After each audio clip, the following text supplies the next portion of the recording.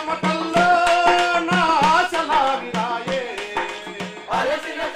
share the idea of the Sangam, Vikalp Sangam. So, of course, everybody here knows that that a Sangam is a meeting place like this roof and like what we're doing here. I think none of us here need an introduction to the kind of crises that, not just India but the world is facing, the kind of ecological crisis, the social economic crisis, the crisis of inequality which is just increasing between poor and rich, the crisis of even our personal lives and the kind of psychological and other kinds of problems that each one of us faces, the social relations that are breaking apart, families, societies, the kind of conflicts that are happening, etc. So this is the kind of background to why we're here, and we're all searching for alternatives, right? We're all searching for how do we actually live our lives individually and collectively in ways that don't cause the kind of problems that the current model of development and current political structures and the ways of thinking have created. So in that search of alternatives, I think we see, even right here, it's a microcosm of the tens of thousands of explorations that are happening across the world and across India, of people trying to actually do things more sustainably, do things in a way that the poor really benefit and are empowered to be able to take care of their own lives, do things in ways in which the government becomes far more accountable to the people. So we've seen here itself about at least 25-30 different fields in which people are doing these kinds of initiatives and explorations for alternatives. Despite the fact that there are these thousands of initiatives and explorations taking place, we see that the larger system still is the same. And in some ways it's actually getting worse. If you see what the new government is doing, it's carrying on in the tradition of the previous government, but even in a much worse manner. And even right here, we're in Timbuktu and we see just outside, over the last few months, destruction that has taken place, which is very, very, sad. It's really sad to see. So the question is, why is it that despite all these thousands of initiatives, we're not able to change that larger system? And for us, there were at least 3 or 4 things that were gaps or missing. One is that a lot of these initiatives are relatively small in scale and not connected to each other. They're scattered. So they're fantastic in what they're doing, where they're doing it, but they're not necessarily connected to others. The second major reason is that a lot of these things are happening, most people don't even know about them. There's very little documentation. The mass media doesn't cover it very much. Even as civil society, we have focused a lot, if I can speak for my own organization, we focused a lot on criticizing what we think is going wrong, but not so much in even documenting and making available publicly the kind of fantastic alternative initiatives that are taking place. And the third reason, I think, is that even where within single sectors people get together, like, for instance, ASHA is a fantastic network of groups working on sustainable agriculture across the country. And similarly on other issues, on gender or water, etc., there are networks. But across sectors, there is not so much. So there is not so much dialogue and networking happening between, say, the sustainable agriculture people and the women's empowerment people and the livelihoods people and the Adivasi rights people and so on. There is some, but not enough. So I think, some of us think that these are 3 reasons. There could be many others, of course.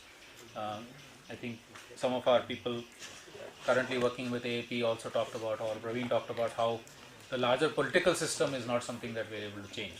So these were some of the thoughts behind which, behind our thinking that we need to actually have these forums where we can be able to get together and maybe start plugging some of these gaps. So there are 3-4 main objectives for the Sangam which we think of, but we would like everybody to actually also reflect on what more can happen through the Sangams. One is, of course, just the exchange of experiences, which we will do today. I personally think that whatever, let's say, we are doing in Kalpavriksha is a small part of a very, very large universe, and just being able to hear from others similar activities or different activities of the kinds that you all are doing, it provides a lot of, I think, moral strength, and it's something that for us is really, because otherwise very often we feel lonely, and we wonder whether we're just one small, too small an element in a very large and impossible to change world. Whereas if we hear these different experiences, just the ability to share experiences is something that's very empowering. So that's one major objective for this. The second major reason is that these kind of gatherings offer us the possibility of working out collaborations. So it can happen in the session like this, it can happen over tea break, coffee break, lunch, dinner, midnight, whatever. That you hear somebody saying something and you say, oh, that's a skill or an initiative that I have been thinking of, but I don't know how to do it. And you actually start working out, especially across sectors, because we're all very good at one sector or two sectors, but not necessarily other things that other people are doing. So working out collaborations, which can be between 2 people or 10 people or the whole group here, I think that's another major objective also. Third objective is,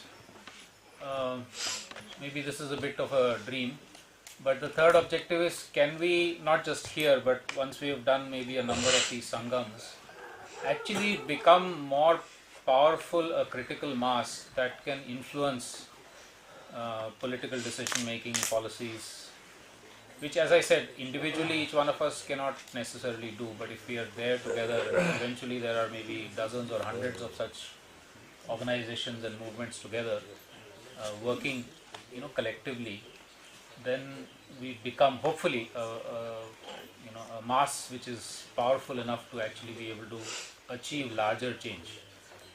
I don't know if that's possible. As I said, it's a bit of a dream, but maybe that's one thing we can try.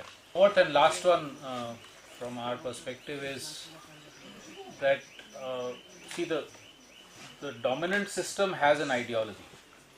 It's an ideology of making profits or or accumulating more and more and growth for its own sake, etc. The alternative initiatives and movements don't have a collective framework, conceptual, theoretical, philosophical framework yet. And maybe again through these discussions and dialogues we can start to evolve some kind of a collective framework or frameworks which are conceptual, which are theoretical, so that every one of us doing our own practical activities or our own work in our own spheres is able to connect to that larger picture that is emerging. It's something that I find is very, very much lacking. So if we're working, say, on conservation, we're often not quite sure how do we work on issues, let's say, of caste and gender inequalities, right? So one thing is to be able to connect up with, let's say, somebody like Soma and say, okay, help us with that. But the other is to say, collectively, can we actually think of what is that alternative conceptual framework in which your work will also fit and my work will also fit and all of your work will fit. It again provides us that, I don't know, like this kind of a structure here. It provides us a kind of a backing and a house to which again strengthens the work that we're doing. So that would be the fourth objective, again, if it's possible. It's not possible in these 3 days, but as we move along in this journey, maybe we can think about that. And that was the reason for circulating that background note. But I know that a lot of people here have also been doing similar work. Joy recently also circulated a background note on that. So, there will be many different perspectives which can maybe merge, synergize and come up with something. In terms of the organization of the Vikalp Sangam, just to announce that at the national level there is a core group.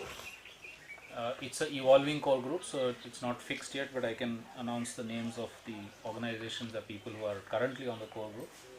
And then at the level of each of the Sangams, there is a group of organizations apart from the host organization, who are co-hosts.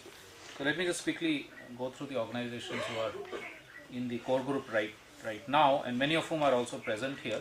And I think if anybody else from the core group or the co-host wants to add to what I have just said, then please do so. So the national core group right now is Kalpavriksha, Deccan Development Society, Bhumi College, Shikshantar, who is not here yet, but they should be coming, Timbuktu Collective, Development Alternatives, SOPECOM, National Alliance for People's Movements, ASHA, and the South Asia Dialogue on Environment and Development. These are the ones that are right now here. I think all of these are represented here. There are others from where people could not come. Gene Campaign, Bhasha, the Kriti team, Center for Equity Studies, Urmul, People Science Institute, Mati Collective, Mati Sangathan, and as individuals, Sushma Iyengar and a few others. And Ekta Parishad. So as I said, this is just an initial list. There are, if anybody else thinks they would like to be part of the national core group, you are welcome. The only thing is that you also will have some added responsibilities. So it's not just about having a name there. And those responsibilities include being able to help in conceiving these Sangams, providing inputs, and if possible being at the Sangam. That's the national core group. And then the co-hosts here for this Sangam, other than Timbuktu and Kalpavriksha, of course, there is the Center for Sustainable Agriculture. I think CSA, nobody could come. There was somebody here, no? Rita is there. She can work. There's one more hat. Then Laya, they also had to, I think, back out at the last minute because of the cyclone. You got a trustee here. You have a trustee, that's right. Walter. Accord and Just Change. Axion Fraterna from Anantapur, they're not here. Yes. Oh, I'm sorry. I don't know why. Okay, sorry. Dastakar Andhra, they had to have a sudden meeting in Delhi, so they could not come. They might still join us on the last day. DDS, this is here. Vasan, Sabya is here. Yeah. And Center for Learning also dropped out last minute, I think. Couldn't come. And Uzrama as a institution in herself. These are the co-hosts for this particular collective. So thanks a lot to the co-hosts for